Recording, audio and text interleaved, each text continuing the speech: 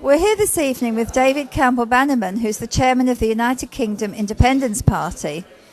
And we have a really, really important subject that we need to touch on this evening, which is that of democracy. We know that 70% of our laws are coming through Brussels, and our parliament here is just rubber stamping them.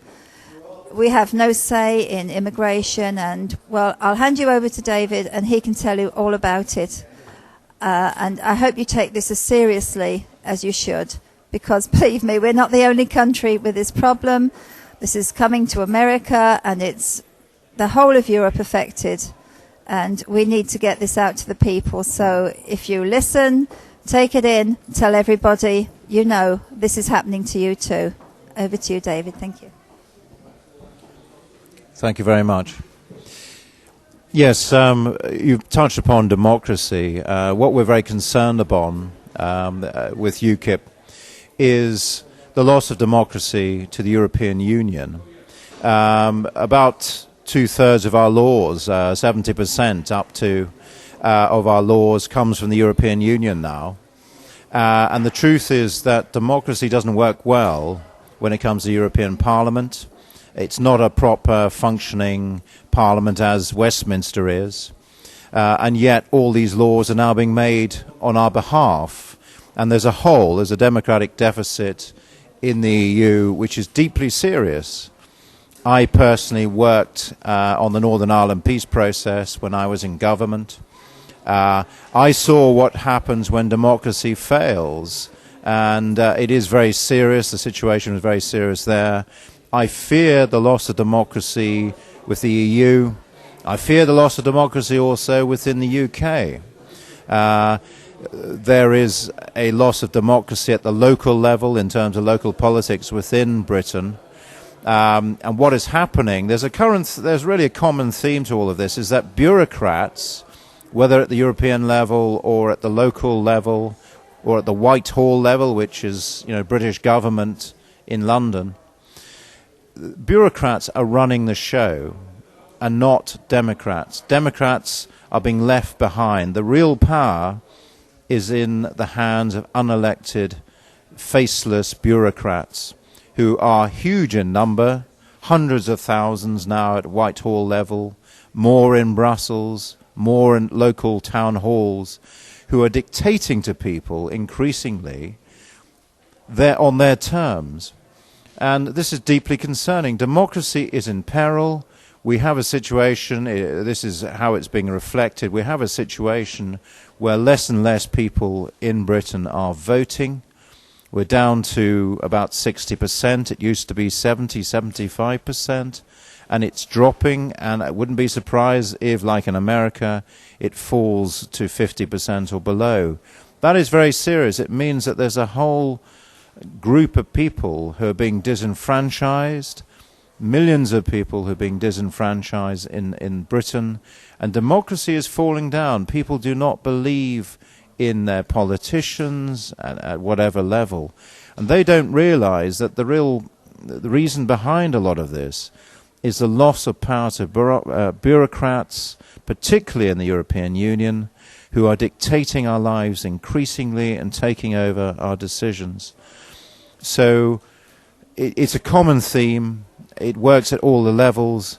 And the bureaucrats are the people that are really essentially our public enemy number one.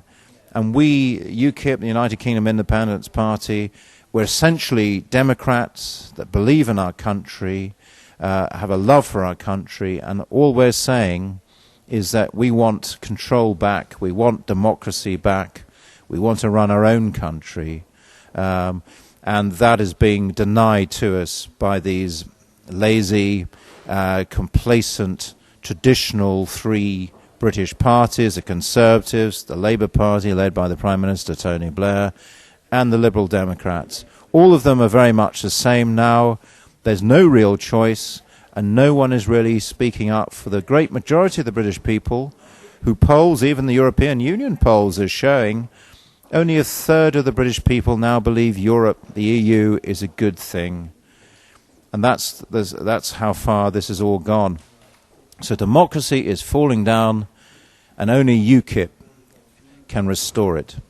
by leaving the European Union and restoring the independence and the ability of Britain to run its own laws and to run its own affairs. Okay, David, can you give us some examples, please, of some of the areas that we have lost control in and where Brussels is now telling us what to do? We have no say. Well, I'm afraid, unfortunately, it's a very long list, and the list gets longer and longer. Now, we've lost control of farming, of fishing, of much of our laws. In America now you still have miles, you have pints, you have imperial measures. We're now being denied a lot of that because of the EU. It goes on and on. Our defence, we're losing control of our armed forces to the EU. You can list it, and it goes on and on and on.